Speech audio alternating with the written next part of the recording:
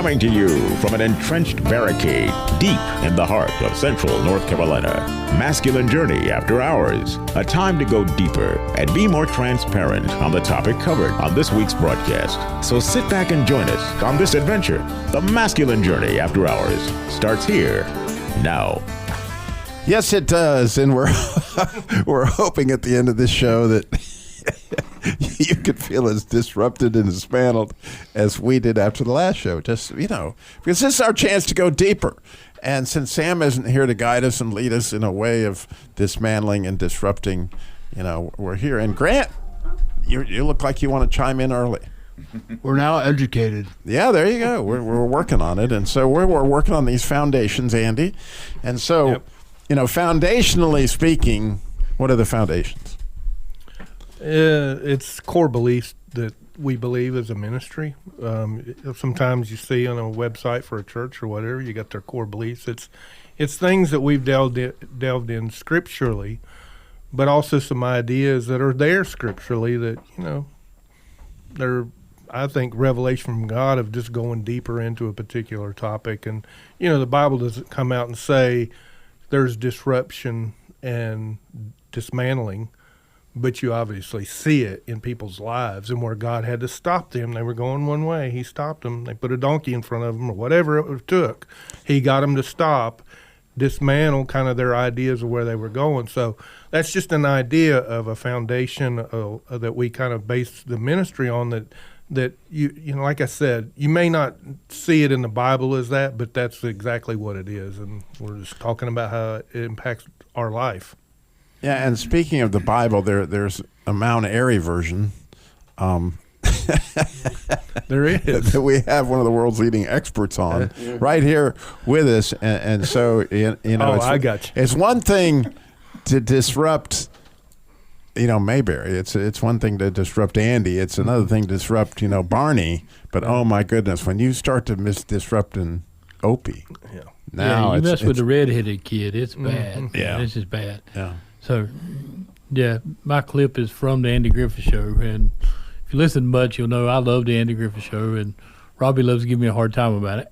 But this is actually the first episode of the Andy Griffith Show, other than the pilot, and which had Danny Thomas in it. It did. Yeah. It's from the Danny Thomas Show. Yeah. Anyway, before they disrupted that and made their own show. See, but this is where Opie's life gets just turned upside down.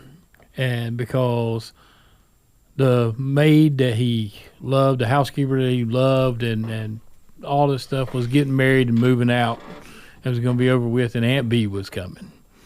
And so the whole episode is about Aunt B trying to move into the role, and she's just different than Rose was. She can't do what Rose does. She can't hunt frogs, play ball, the whole 9 yards, the important stuff in life. And Opie's just upset, and he's doing everything he can to get rid of her. But what we're going to hear is toward the end where Opie has a change of heart, and it's because of he feels like Aunt B's not going to survive without him. And we can play that, and then I'll talk about it on the other side. No, Andy, it's much better this way. Not that I wouldn't give anything to do the things he likes to do, play baseball and fish and all, but well, he's a very smart little boy. I couldn't fool him. And Andy, he's going through a very, very hard time. I know. I think we better get going. I'll help you.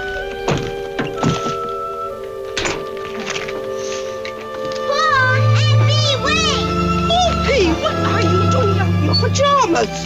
Don't go on, B. I don't want you to. I want you to stay. You do? You mean it, Opie? Sure. Well, what changed your mind? Well, if she goes, we'll laugh into her. She doesn't know how to do anything. Play ball, catch fish, or hunt frogs. She'll be helpless. Yeah, I guess that's right. A woman don't know how to do important things like that. Why, she'd just be lost. So that's why she's got to stay, so I can teach him to her.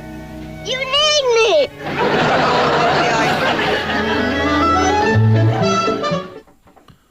So often, in our lives, however it comes, we've talked about it a lot first show and now, that, things come in your life and it just turns your world upside down. And I've been jokingly talking about, 2025 has turned my life upside down, and the saga continues.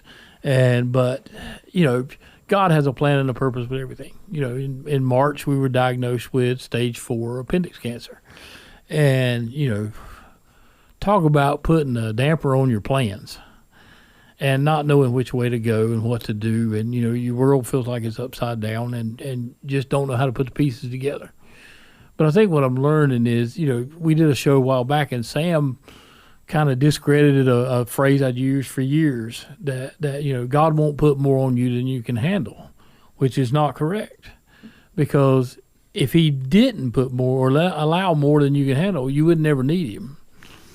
And so the disruptions and the thing, well-meaning people say, well, you just got to have more faith, or you got to have this, or you got to have that. And I think what I'm understanding is that when your body goes into crisis mode, I think it was by divine design that when you feel overwhelmed, which I have much this week, with different, side effects of the stuff that's supposed to help you, which actually will kill you at some point. And all that stuff is that, that's designed to point you to him. When it's disrupted and it's dismantled and you go, I don't know what to do, but he does. And to me, that's what I believe is, when you have a crisis of faith is what people call it or whatever. Maybe it's not really a crisis of faith. It's just that your faith and your inner man is trying to direct you toward where the true help is. Because I will try to fix it. I'll be like Opie. I got a teacher. If you can't hunt frogs, I don't know what you're going to do. And, everybody likes frog legs, I guess. But that's the kind of reality that I think I'm learning in this, is that it's okay. It's okay to come apart every now and then, because God can put me back together. That's the dismantle part. So, Terry, we've been waiting all show to get your viewpoint on. I hope my viewpoint is you guys' viewpoint. I'm hearing you guys, and disruption and dismantle. But and I shared with you guys a couple of weeks back, and what I'm saying is, like, have you ever felt, or do you feel sometimes that you are the reason of the disruption? In other words, God placed you here because that's your job right now. Oh, yeah? And it's crazy. It it's is. just as uncomfortable as it is being like you, that single dad, trying to figure out what works for your daughter. It's just that uncomfortable. Just like you don't want to do anything to hurt your daughters, I don't want to do anything to hurt the people I love either. But when God placed you in the middle of the stream and say, hey, you stay here because this is what I want you to do. And he said, come on, God. Pick somebody else. I'm trying to make the thing work. That's a perfect segue from my clip. If I do say so, it just makes sense. Okay, if to quote a great man, Sam. I was just thinking, whenever he uses his own clip, usually first, just to throw that little barb in there. No, actually, quite often he goes last, but nonetheless.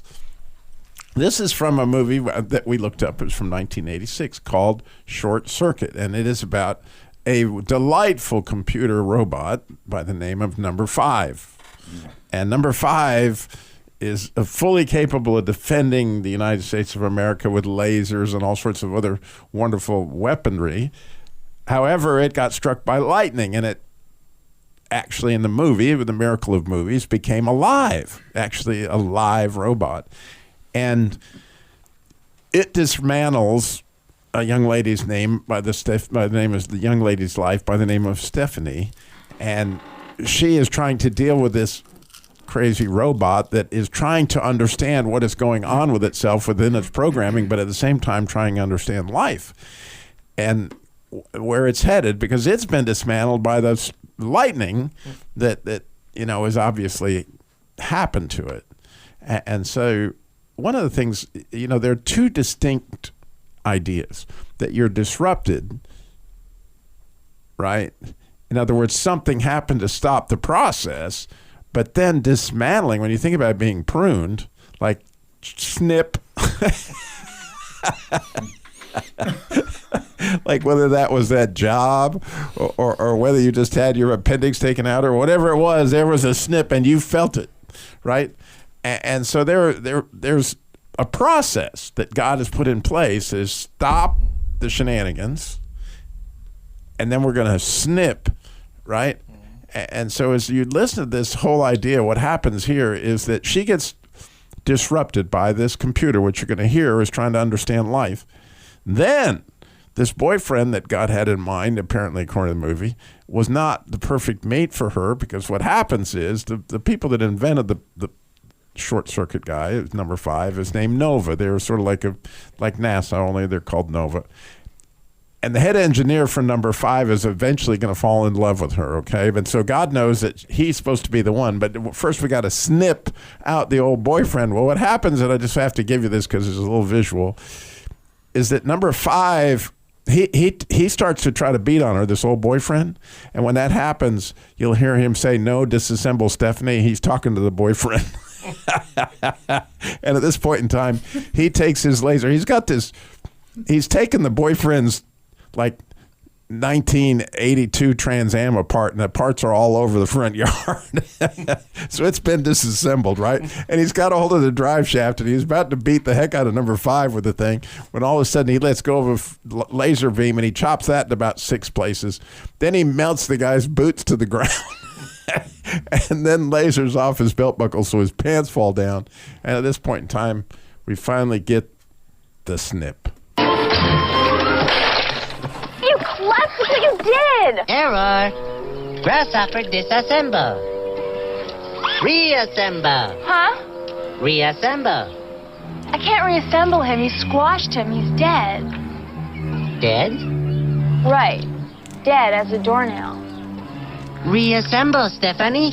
Reassemble. I know you don't understand. But when you're dead, you're dead. It's just the way it is. Dead is forever. Squash. Dead. Disassemble. Dead. Disassemble. Dead! Hey, slow down! No, disassemble! Where are you going? Please, escape!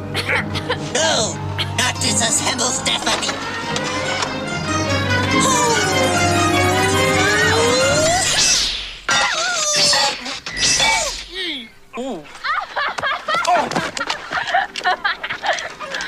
I'm calling Nova, and I'm calling the cops. And as for you, you little pain in the neck, you better not come crawling back to me, because now it's over.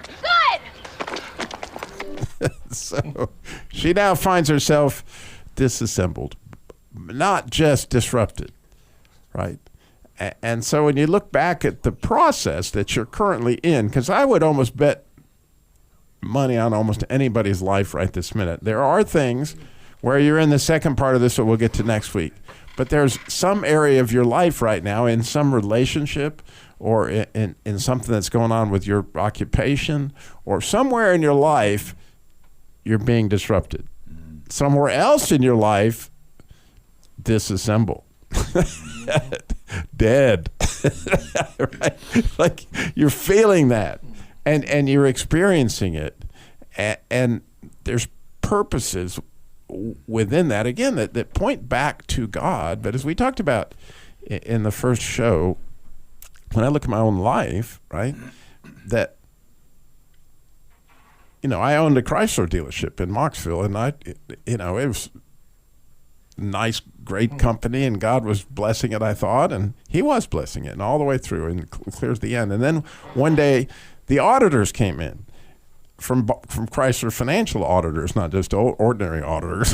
And these auditors go, "Gee, Mr. Dilmore, did you realize you have about $600,000 more stated on your checking account than you actually have in the bank?" And now that's a disruption when you miss all of a sudden lose $600,000. Like I was totally disrupted, right? And it wasn't long after that, maybe about 8 months before the entire Westside Chrysler Dodge Jeep had been dismantled. Snip it. It was not only my dealership, it was my house, it was all my cars, it was everything. Like it was all like, man, and financially just it was, but the beauty of the process is I go back through it and I know now I can look back and see that God had purposes for all that. But I'm not going to talk about the restoration because I want you to feel where that is. He said it, Andy. We knew he couldn't make it all the way through without talking about healing and restoration. I know it. He blew it. So now we get to go there and say, we get to talk about good news now. Yeah. This is not a bad news station. That's on the end. I just don't want to steal, Sam's thunder. He's coming next week, and he's got these other 2 words. If we talk about them all a week ahead of time, I'm stuck in the disassemble part. Yeah, stay like Paul Harvey. Stay for the rest of the story next week. Come back. Right. And here's the opportunity, right? That when you find yourself there, it's like it's said in Isaiah 12, right? If you go back to it, it says, I will be glad because you were angry with me. In other words, that's one simple little thing right in there, but it's so profound. I will be glad. I think that's an oxymoron. I think we've talked about that before. Right? Yeah, but I'm going to be glad that this snip has just taken place. Yeah, and a point too about that is we're doing all this in 2-minute clips, and you're mostly hearing the disruption and dismantle. But this is things that some of these things that I've dealt with in disruption, or I'm still dealing with 15, 20 years down the road, depending on how how quick of a learner you are. Sometimes. It's just simply, if you look in the book of James, these things I think are a test of our faith, and they take time. But the more that you stick with it, and you're like, God, I'm not letting go. The circumstances may not be changing, but I'm not letting go, and I'm not bailing, because a lot of people I think do bail whenever God calls them disruption or dismantling. Any part of those processes that require, as you said earlier, pain or of not getting really what you want. And again, I used to be one where God is all about blessing and good, and that's true, but it's not like man puts on it. I've found great blessing in finding out who he really is, not just because I'm trying to get some stuff from him, but to truly enter into that maturation process and allow him to do his work. So there's this fascinating thing I discovered actually today, which I think is profound and worth thinking about. That's in the early part of the scripture, that if you go look at the word work in Hebrew, you're going to find something fascinating, that there's about 7 different words that you could say that's work. But the first word that used for work is in Genesis 1, when God ceased from his work on the Sabbath day, right? He stopped his work.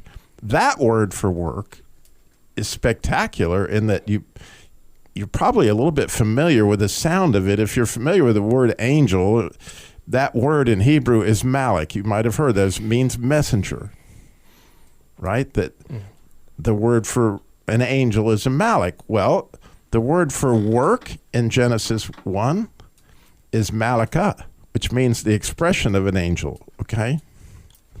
Or to express your occupation, so to speak. So if you think about it, God spoke the world into existence with message. He spoke it. They were messages. There's going to be a blade of grass. There's going to be a number 5. There's going to be a deer, and there's going to be sop with camels. That's what it may be.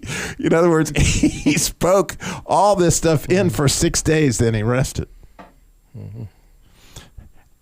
And so the word for work, to some extent, is what is the message of your work? What is the message? Is it glorifying God?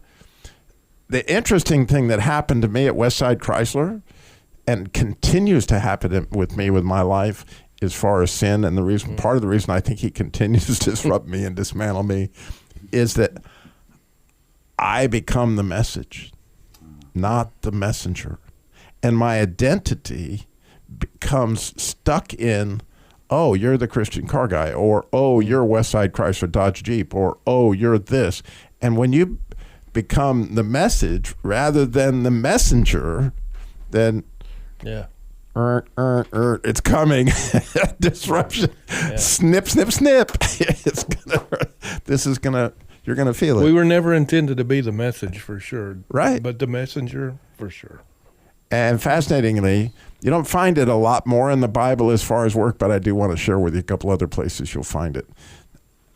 Number one, in Exodus 20, which is the Ten Commandments, it says the same thing, that you're to cease your messaging, your occupation. 6 days you shall message, but on the seventh day, no messaging. Dennis, for you and me in radio, you get the picture. However that works. But it's fascinating to think about it, process, and pray about it. No texting on the Sabbath. But the other thing is, you know, those craftsmen that were the skilled craftsmen in Exodus that made, you know, all the stuff for the tabernacle. They too were workers. Their craft left a message, right? It's really pretty cool. But Danny, you look like you're. I'm just listening. How many minutes we got left? I'm not doing it. I'm not doing it. Show is yours. You're on your own, pal. I'm tapped out. I'm done messaging. That's right. You labored for too many minutes. You told me to rest, so it's you're on your own now. Well, I'm glad you took. It's only the second day. It's only a second day, yeah. And so, Grant, you know, if for in your life, you certainly, if anybody I can think of that's sitting here that has undergone a serious amount of dismantling and disrupting, you know, how do you respond to that? I definitely thank the Lord. He gives you at times something to think about. Yeah, so for those who don't know, Grant had a really, really horrible automobile accident when he was in his, how old were you? 19. When you were 19. And would you say you were disrupted and dismantled? Completely. And given up for dead, actually, right? Yes. For how long? I was 2 hours. Dead. Right. And that was a miracle. It was. And then how long were you in the hospital afterwards? I was in the worst type of coma for 3.5 months. Out of 12 doctors, 9 said pull a life support system, and 3 said might be the worst type of vegetable for life. And then you weren't able to speak for a long time, right? No. Or walk. Right. And so you've had to put all that stuff, right? Yes. Actually, I was almost incompetent when I left the hospital, but I could relate that things are going to get better. there was a reason. Don't talk about that yet. Was there a reason? Yes. Don't go too far. I had too much IQ. I need some taken out. Keep your powder dry. You remember that teacher in elementary school that kept telling you can't read ahead? Robbie, you missed your calling. Elementary school. Yeah, there you go. A, B, C, D. It'll work. Yeah. Danny, you're holding your mouth like you got something to say, but apparently you don't. You're just tapping me out. So, Terry, we'll go back to you. Disrupting in your current situation. Yeah. Being placed in somewhere to do something that, and I'm sorry, this might be a twist from where we are, but I'm looking at it on this angle. Becoming that thing of disruption for a reason. And and not wanting to be the bully or the bad guy, but being placed by God and said, just be you right here. I'll do everything else. I just need you to stand here. I'll do everything else. You have good days, bad days. You have when things look really plain and good, and well, you're gonna do what God says, and it won't be so good. But anyhow, like Art said, things are good because I'm keeping, like you did, a focus on what's true and what's real. And I mean that's the only thing can guide and lead me. Yeah, well, you're right in the middle of it, which is kind of where you are right now. I am. And which is where we want to have everybody. Don't go any further than that, bud. No, God timed it perfectly for you to come in right now. Actually, for Danny, too. He's right in the middle of it, right? Just totally disrupted and dismantled. And talk about being dismantled. I mean, it won't be long. You've got some serious... That's more like dismembered. Is what Right. Yeah. Yeah, major surgery where I asked them what they were going to leave in, not what they were going to take out. Yeah, and I can remember it wasn't terribly long ago, Darren. You went through a similar dismantling, disassembly.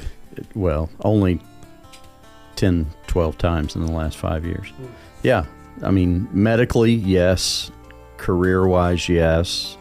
Ministry-wise, yes. Relationally, yes. Yeah. All of those things. Can't wait to talk about healing and restoring next week, Robbie. Well, you need Sam to do that. So will you join us? Meanwhile, join us at the boot camp. We'll help you feel the pain. November the 20th through the 23rd. Right. Go to MasculineJourneyRadio.org. You don't want to miss that.